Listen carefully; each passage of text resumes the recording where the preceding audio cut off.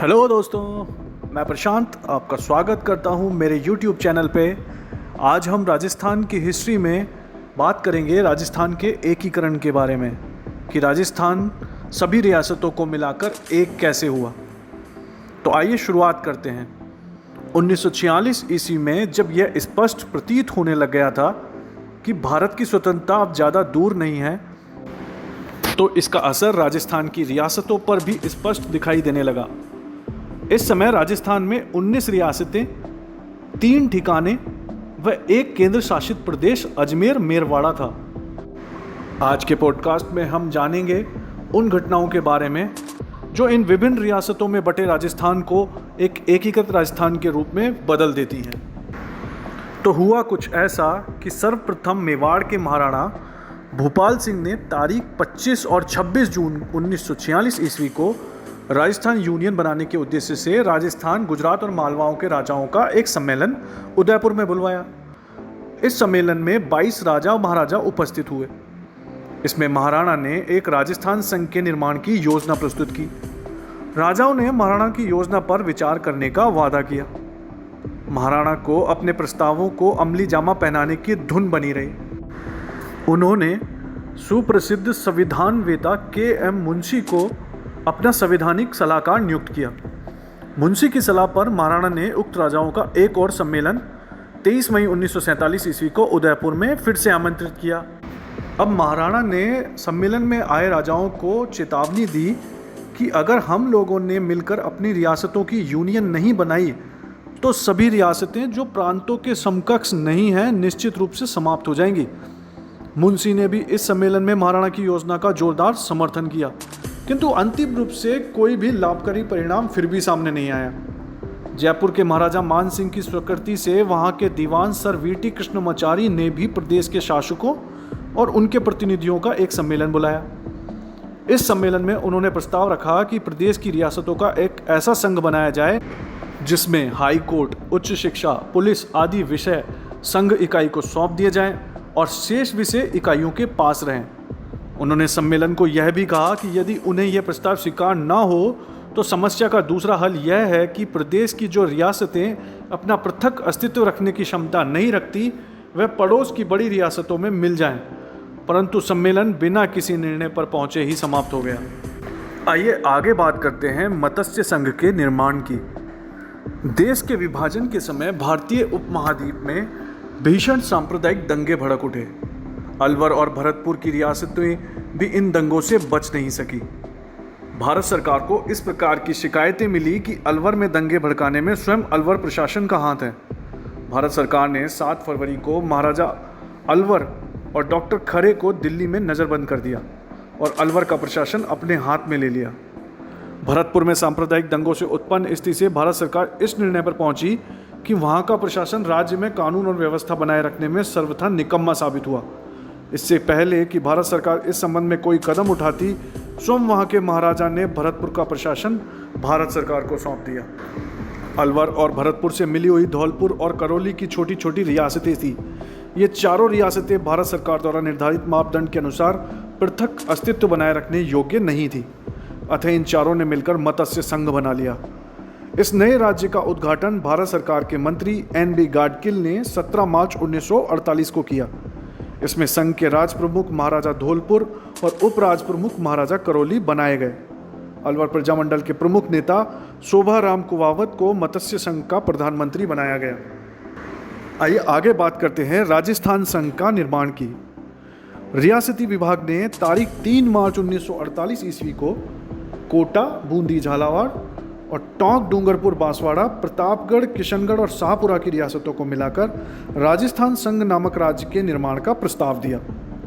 राजस्थान संघ में शामिल होने वाली रियासतें चाहती थी कि मेवाड़ भी इस प्रस्तावित संघ का हिस्सा बने, पर मेवाड़ महाराणा सहमत ना थे। यद्यपि मेवाड़ प्रजामंडल ने महाराणा के इस निर्णय का विरोध किया, परंतु अंतिम परिणाम इस संघ को मेवाड़ के न शामिल होने के रूप में ही आया। आखिरकार बिना मेवाड़ के ही यह संघ अस्तित्व में आया।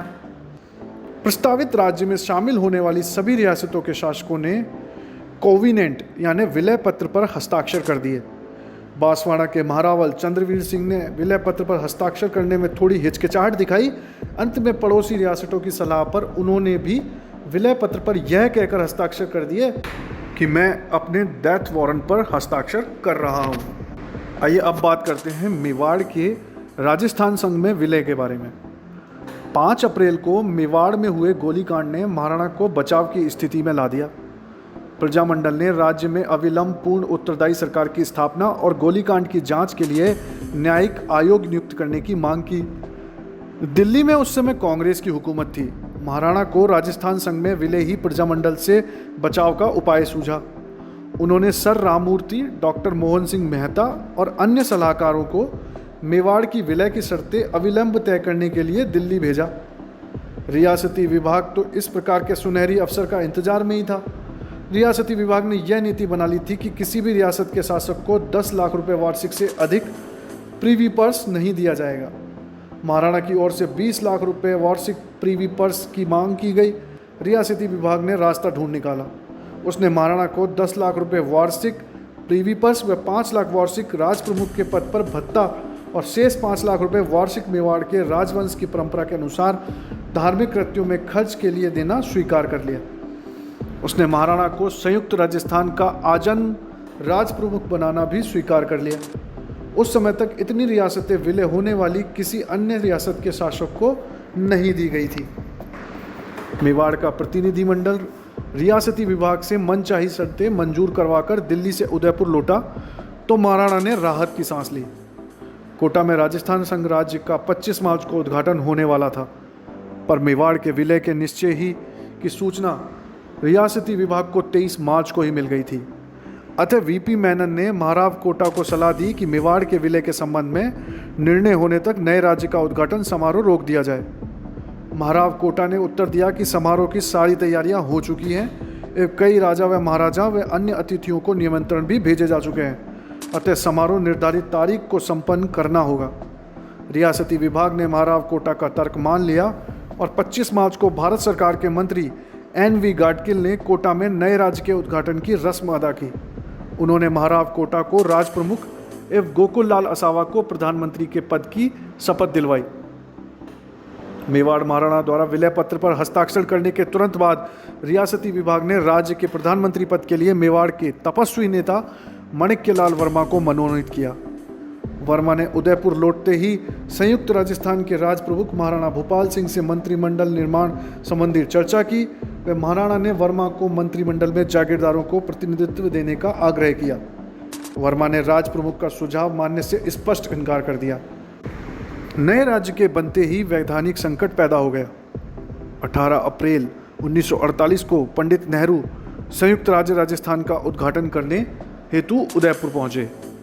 पंडित नेहरू ने वर्मा को सलाह दी कि वे अपने पद की शपथ लें और मंत्रिमंडल बनाने में कोई कठिनाई पैदा हो तो वे सर राममूर्ति दिल्ली जाकर रियासती विभाग से सलाह कर लें। पंडित नेहरू की सलाह पर राज प्रमुख के साथ वर्मा जी ने भी प्रधानमंत्री पद की शपथ ली। इसके पश्चात वर्मा ने अपनी इच्छा अनुसार मंत्रिमंडल का गठन किया। संयुक्त राजस्थान का मंत्रिमंडल केवल 11 माह रहा। इस अल्प अवधि में उसने वह कर दिखाया जो किसी प्रांत या राज्य सरकार की 11 वर्षों में भी सरकार नहीं कर पाई। इस आश्चर्यजनक सफलता का श्रेय वर्मा के नेतृत्व और उनके सहयोगियों को जाता है, जिन्होंने परिश्रम, लगन और दृढ़ निश्चय के साथ राजस्थान की सदियों से शोषित जनता के प्रति अपने उत्तरदायित्व को निभाया। आइए आगे बात करते हैं वृहत राजस्थान के निर्माण की। अखिल भारतीय देसी राज्य लोक परिषद की राजपूताना प्रांतीय सभा 20 जनवरी 1948 ईस्वी को एक प्रस्ताव द्वारा राजस्थान की सभी रियासतों को मिलाकर वृहत राजस्थान राज्य के निर्माण की मांग कर चुकी थी, परंतु भारत सरकार के सामने उक्त प्रस्ताव को क्रियान्वित करने में कई व्यवहारिक कठिनाइयां थीं। प्रदेश में जोधपुर, जयपुर और बीकानेर जैसी रियासतें थीं जो भारत सरकार द्वारा निर्धारित मापदंड के अनुसार अपना पृथक अस्तित्व रख सकती थी, किंतु जोधपुर, बीकानेर और जैसलमेर राज्य की सीमाएं पाकिस्तान से मिली हुई थी, जहां से सदैव आक्रमण का भय बना रहता था। ये रियासतें थार के विशाल रेगिस्तान का अंग थी, जिसका विकास करना उक्त राज्यों की आर्थिक सामर्थ्य से बाहर था। अतः रियासती विभाग इन रियासतों को वृहत राजस्थान में शामिल करना चाहता था। दिसंबर 1948 ईस्वी के प्रथम सप्ताह में सरदार पटेल की सहमति से वीपी मेनन ने जोधपुर, बीकानेर और जयपुर के राजाओं से वृहत राजस्थान के निर्माण के लिए विचार विनिमय शुरू किया। तीनों शासक अपनी अपनी रियासतों को पृथक इकाइयों के रूप में रखने में इच्छुक थे। अंततोगत्वा कई बैठकों के बाद मेनन उक्त राजाओं को विलय के लिए मनाने में सफल हो गए। जैसलमेर का शासन प्रबंध पहले ही भारत सरकार के हाथ में था, तो 14 जनवरी 1949 ईस्वी को सरदार पटेल ने उदयपुर में एक विशाल सार्वजनिक सभा में घोषणा की कि जोधपुर, जयपुर और बीकानेर के महाराजाओं ने अपनी अपनी रियासतों का राजस्थान में विलय करना स्वीकार कर लिया है। सरदार पटेल की इस ऐतिहासिक घोषणा का उपस्थित जन समुदाय ने न करतल ध्वनि से स्वागत किया। इसके पश्चात इस योजना पर विचार करने हेतु 3 फरवरी 1949 को दिल्ली में वीपी मेनन ने एक बैठक का आयोजन किया। इस बैठक में निर्णय लिया गया कि जयपुर के महाराजा सवाई मानसिंह को जीवन पर्यंत राज प्रमुख बनाया जाए एवं उदयपुर के प्राचीन राजवंश की मान मर्यादा को ध्यान में रखते हुए महाराणा भूपाल सिंह को महाराज प्रमुख का सम्मानीय पद दिया जाए। वर्मा इस बैठक में सम्मिलित नहीं हो पाए, पर अगले दिन उन्होंने निर्णय पर हस्ताक्षर कर दिए। इस बैठक में राजधानी का मसला सरदार वल्लभ भाई पटेल पर छोड़ दिया गया। सरदार पटेल ने राजधानी के चुनाव के लिए विशेषज्ञों की एक समिति पी सत्यनारायण राव समिति नियुक्त की। इस समिति ने जयपुर को राजस्थान की राजधानी बनाने की सिफारिश की। समिति ने राजस्थान के अन्य बड़े नगरों का महत्व बनाए रखने के लिए कुछ राज्य स्तर के सरकारी कार्यालय उक्त नगरों में रखने की भी सलाह दी। सरदार पटेल ने समिति की सिफारिश स्वीकार कर ली। फलस्वरूप जयपुर को राजस्थान की राजधानी घोषित कर दिया गया। हाई कोर्ट जोधपुर में, शिक्षा विभाग बीकानेर में, खनिज और कस्टम एवं एक्साइज विभाग उदयपुर में, वन और सरकारी विभाग कोटा में एवं कृषि विभाग भरतपुर में रखने का निर्णय लिया गया। 30 मार्च 1949 को सरदार पटेल द्वारा वृहत राजस्थान का विधिवत उद्घाटन किया गया। 30 मार्च को राजस्थान दिवस के रूप में मनाए जाने का निर्णय भी लिया गया और हीरालाल शास्त्री को इस वृहत राजस्थान का प्रधानमंत्री बनाया गया। राजस्थान की विभिन्न रियासतों के विलय के साथ ही राजस्थान में सदियों पुरानी राजाशाही समाप्त हो गई। मेवाड़ के गोहिल, जैसलमेर के भाटी, जयपुर के कछवाहा और बूंदी के हाड़ा चौहान संसार के प्राचीनतम राजवंशों में से थे। राजाशाही के अंतिम चिन्ह के रूप में अब केवल राज प्रमुख के नवसृजित पद ही रह गए थे। यह पद संयुक्त राजस्थान और मत्स्य संघ के प्रांतों के राज्यपालों के समकक्ष थे। यह एक ऐसी रक्तहीन क्रांति थी जिसका उदाहरण संसार के इतिहास में ढूंढने पर भी नहीं मिलेगा। अब बात करते हैं मत्स्य संघ के विलय की।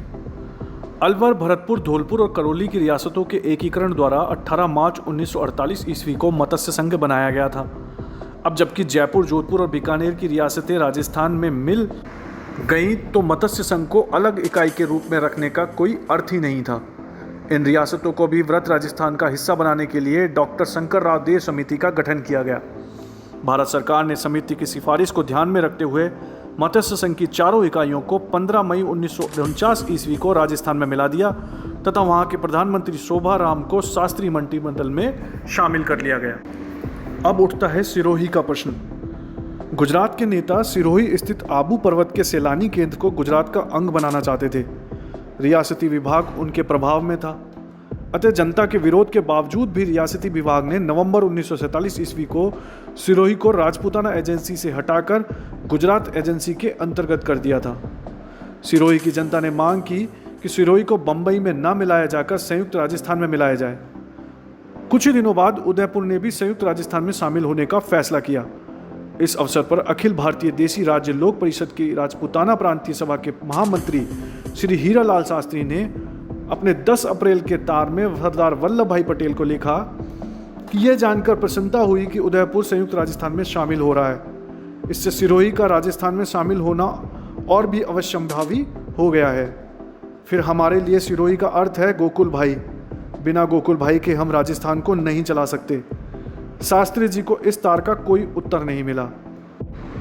18 अप्रैल को संयुक्त राजस्थान के उद्घाटन के अवसर पर उदयपुर में राजस्थान के कार्यकर्ताओं का एक शिष्टमंडल पंडित जवाहरलाल नेहरू से मिला और उनको सिरोही के संबंध में प्रदेश की जनता की भावनाओं से अवगत कराया। पंडित नेहरू ने इस संबंध में सरदार पटेल से बातचीत की, किंतु फिर भी सरदार पटेल ने गोकुल भाई भट्ट के जन्म स्थान हाथल व कुछ अन्य स्थानों को छोड़कर शेष सिरोही को गुजरात में शामिल कर दिया। इस निर्णय के फलस्वरूप सिरोही में व्यापक आंदोलन उठ खड़ा हुआ। यह आंदोलन तब समाप्त हुआ जब भारत सरकार ने अपने निर्णय पर पुनर्विचार करने का आश्वासन दिया और राजस्थान के साथ किए गए इस अन्याय का निराकरण 1 नवंबर 1956 को हुआ, जबकि राज्य पुनर्गठन आयोग की सिफारिश के आधार पर सिरोही का माउंट आबू वाला इलाका पुनः गुजरात से निकालकर राजस्थान में मिलाया गया। आइए अब बात करते हैं अजमेर के विलय की। अखिल भारतीय देसी राज्य लोक परिषद की राजपूताना प्रांतीय सभा की सदैव ये मांग रही थी कि वृहत राजस्थान में न केवल प्रांत की सभी रियासतें वरन अजमेर का इलाका भी शामिल है। अजमेर कांग्रेस नेतृत्व कभी इस पक्ष में नहीं रहा। सन 1952 के आम चुनावों के बाद वहां हरिभाई उपाध्याय के नेतृत्व में कांग्रेस मंत्रिमंडल बन चुका था। अब तो वहां का नेतृत्व यह दलील देने लगा कि प्रशासन की दृष्टि से छोटे राज्य ही बनाए रखना उचित है, किंतु राज्य पुनर्गठन आयोग ने अजमेर के नेताओं के इस तर्क को स्वीकार नहीं किया और सिफारिश की कि उसे राजस्थान में मिला देना चाहिए। तदनुसार 1 नवंबर 1956 को माउंट आबू क्षेत्र साथ ही साथ अजमेर मेरवाड़ा भी राजस्थान में मिला दिया गया।